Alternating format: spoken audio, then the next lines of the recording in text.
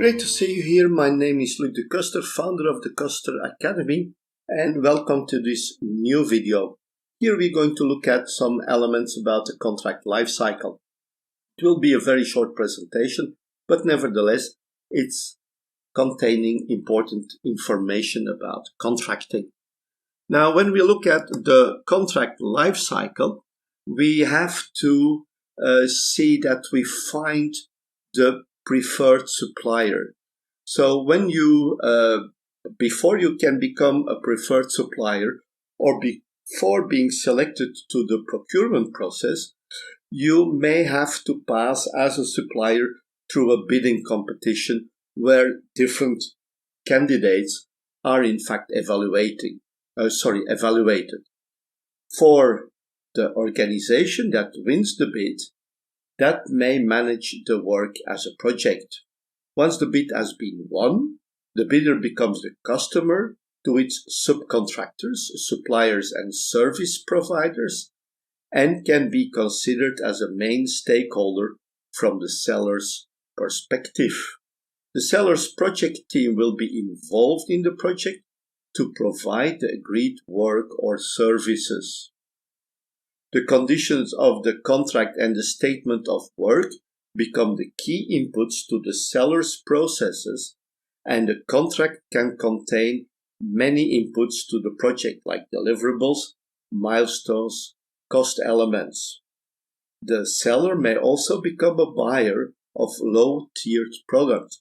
So the first tier are the suppliers that we have.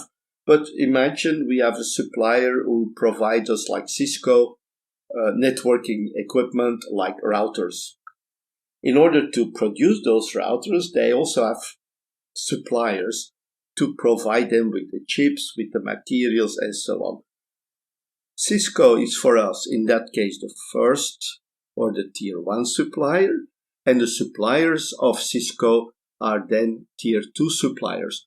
Now, when we are looking at suppliers for our company, we do not only want guarantees from our tier 1 suppliers, but we also want to have the guarantees from the tier 2 suppliers, because good suppliers to your supplier also mean that you will have a good product. And it's very important to understand the supply chain when you are in fact in procurement, and you have to see that the products or the services that you buy will help you to get your project completed successfully.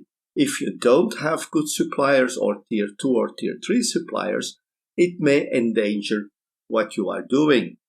Suppliers are very important, and I have one example with a company where they were having financial problems and they wanted to buy products cheaper. So they found another supplier and they bought the product, paid it immediately, product was delivered.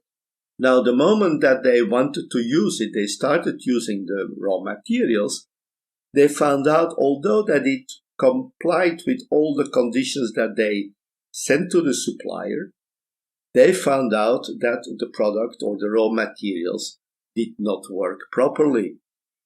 This is a very important issue because the fact that the raw materials have been delivered and you don't know, you didn't test them, it means that all the production came in fact in jeopardy.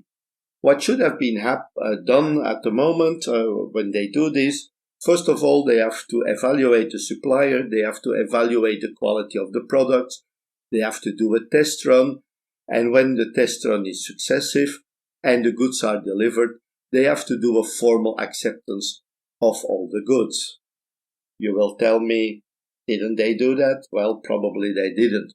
So basically, supply of raw materials, of services that you buy, and when you have a problem, it may endanger your project. So it's very important to understand what the product, what the contracts and procurement can do for you. So it's very important to understand that.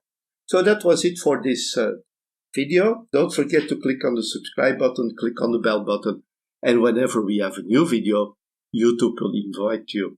Thank you. and bye bye.